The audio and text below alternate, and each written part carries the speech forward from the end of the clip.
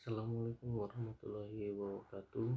Shalom, Om Swastiastu, Namo Buddhaya, Salam sejahtera bagi kita semua. Nama saya Bastian Gultom dari Fakultas Hukum Universitas Tarumanegara dengan NIM 205180294. Hari ini saya akan menjelaskan tentang kebijakan pengamanan lapas di Indonesia, yaitu lapas adalah tempat untuk melaksanakan pembinaan narapidana didik pemasyarakatan, sedangkan rutan adalah tempat untuk menempatkan tersangka atau terdakwa oleh penyidik, penuntut umum oleh hakim dengan penetapan untuk kepentingan penyidik, penuntutan atau kepentingan penyidikan untuk sidang. Salah satu fungsi utama dari institusi pemasyarakatan adalah keamanan, yang terdiri dari sistem manajemen keamanan, unit pengambilan keputusan yang melakukan perancangan dan pengawasan sistem, unit kerja yang mengimplementasikan sistem, SOP, pelatihan terus-menerus, perlengkapan yang memadai, sistem kompensasi dan sanksi yang tepat.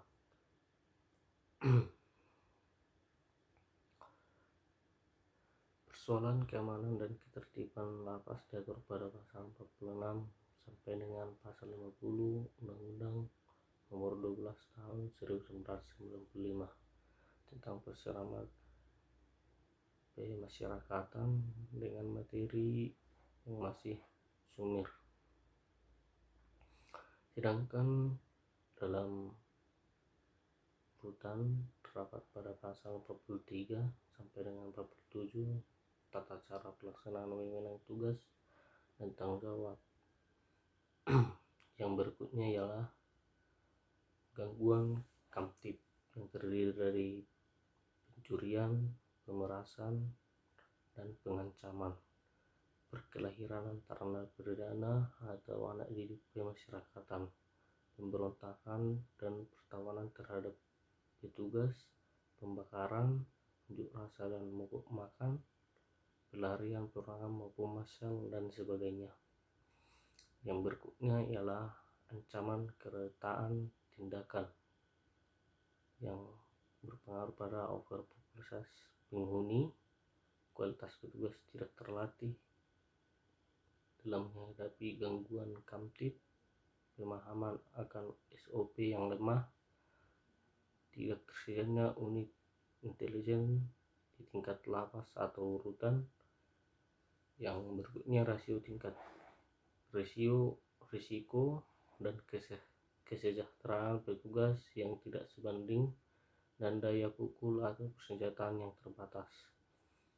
Yang berikutnya saya akan menjelaskan tentang keterbatasan perlengkapan. Keterbatasan perlengkapan ini sangat dibilang kurang memadai karena memiliki banyak kelemahan, yang terdiri dari keterbatasan moda komunikasi, keterbatasan senjata, aturan penggunaan senjata oleh petugas yang ketat, yang hanya dilarang kecuali untuk membela diri, tidak mencukupi amunisi dan anggaran untuk pelatihan para petugas. Dari perbandingan kita bisa lihat dari berbagai negara, yaitu model pelaksanaan pidana penjara, yang kedua subsidi penjara dengan define, yang ketiga pidana kerja sosial. Dalam hal ini dapat kita lihat dalam menjalani pemidanaan maka mengurangi kepadatan hunian lapas dapat ditempuh dengan menyederhanakan hak-hak napi, misalnya pembebasan bersyarat, cuti menjelang bebas. Sekian dari pemasaran untuk lapas. Saya akan melanjutkan untuk materi pidana mati. Dalam hal ini ditinjau dari sejarah pemidanaan, bahwa pidana mati itu lahir sejak dengan lahirnya manusia di muka bumi ini. Pidana mati merupakan jenis pidana yang terberat menurut hukum positif kita. Bagi kenyataan negara, soal pidana itu tinggal mempunyai arti kultur historis. Dikatakan demikian karena kebanyakan negara sudah menghapus hukuman pidana mati di dalam kitab undang-undang hukum pidananya, yaitu dalam latar belakang pidana mati ada dua dalam pidana KUHP, yaitu pidana pokok yang terdiri dari pidana mati, pidana penjara, kurungan, masyarakat, dan denda. Yang kedua adalah pidana tambahan yang mencabut hak-hak, perampasan barang, pengumpulan putusan hakim. Pidana mati merupakan pidana yang terberat yang dikenal dengan sistem pidana. Ada beberapa pro kontra antara tentang pidana mati yang disuarakan oleh berbagai kalangan, yakni dari H.G. Rambon mengatakan bahwa tugas pemerintahan untuk mempertahankan ketertiban, di mana mempertahankan ketertiban itu hukuman itu dilakukan dengan pemidanaan. Dia mengatakan itu setuju dengan pidana mati. Ada juga yang kontra yang mengatakan karena pidana mati bertentangan dengan kontrak sosial, karena hidup tak dapat dihilangkan dengan suatu yang ilegal.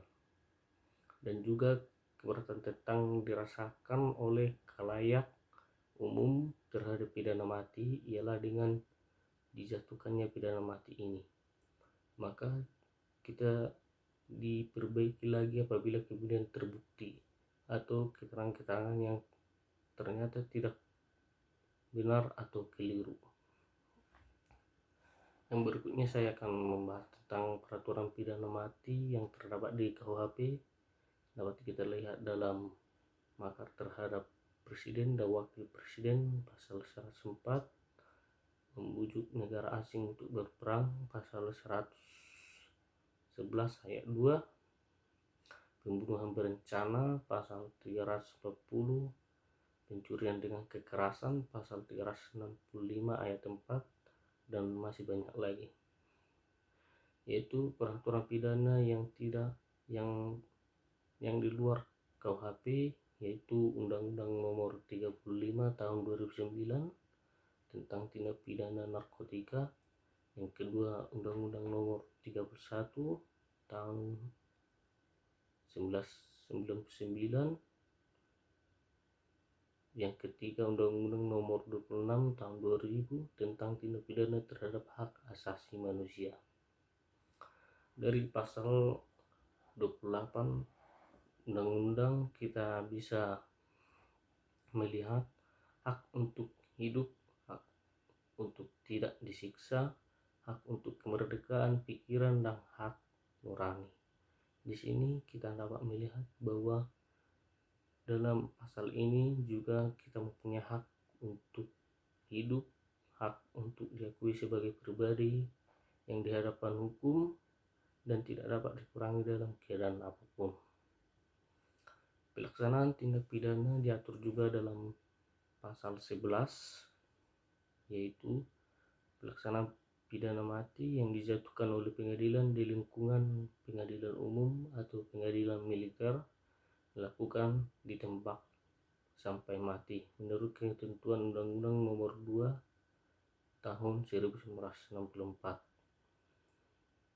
Yang kedua, sebelum adanya ketentuan dalam Undang-Undang Nomor 2 Tahun 1964, pidana mati itu dijalankan oleh Algojo di tempat penggantungan dengan menggunakan sebuah jerat di leher terhukum dan mengikatnya jerat itu pada tiang tergantung dan menjatuhkan tempat orang itu berdiri.